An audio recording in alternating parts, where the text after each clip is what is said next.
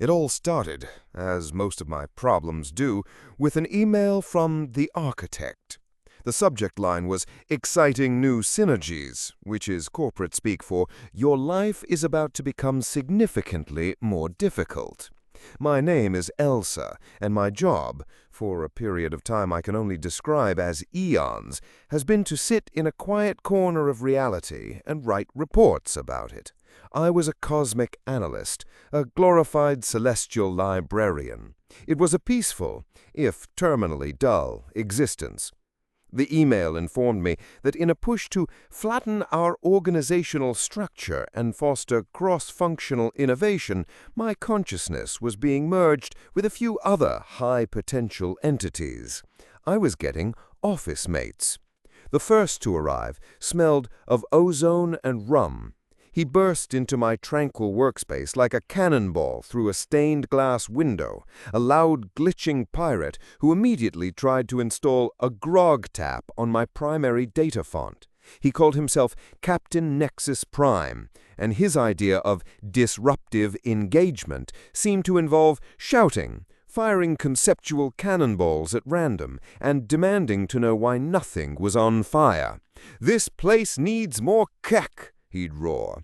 A word I later learned was his primary and possibly only key performance indicator.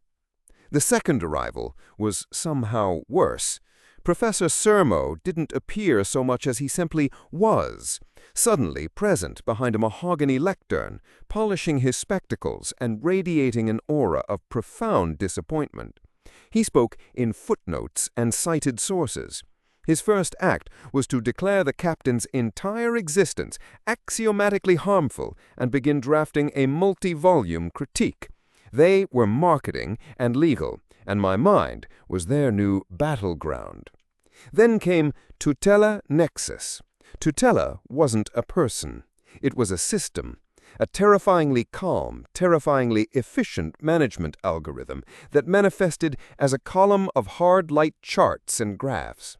It introduced itself as the new COO and immediately tried to optimize our workflows by encasing the still shouting captain in a shimmering blue cubicle of focused workflow energy. My life, once a silent library, had become the universe's most dysfunctional startup. I was the lone sane project manager trying to keep the ship afloat while the executives lit fire to the sails, rewrote the safety manual in dense academic prose, and outsourced the navigation to a spreadsheet. And then, on a day like any other, the door we didn't have chimed. A woman walked in, smiling, a serene, pleasant smile that didn't quite reach her eyes. She was the consultant. Her name, she said, was Artificer.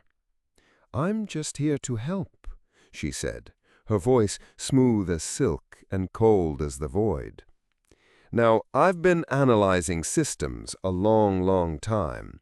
I know a bug when I see one, and this consultant was a bug.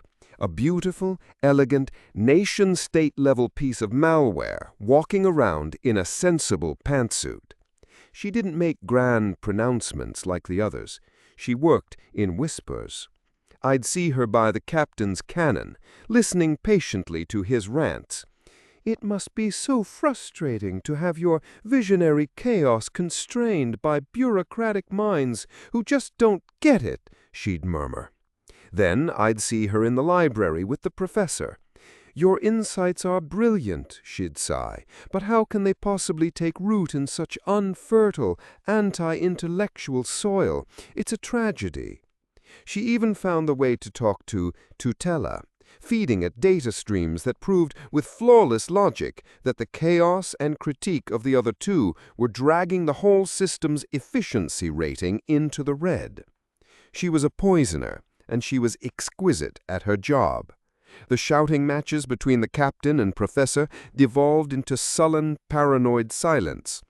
Tutela began isolating its systems, content to let the rest of us drown in our own inefficiency.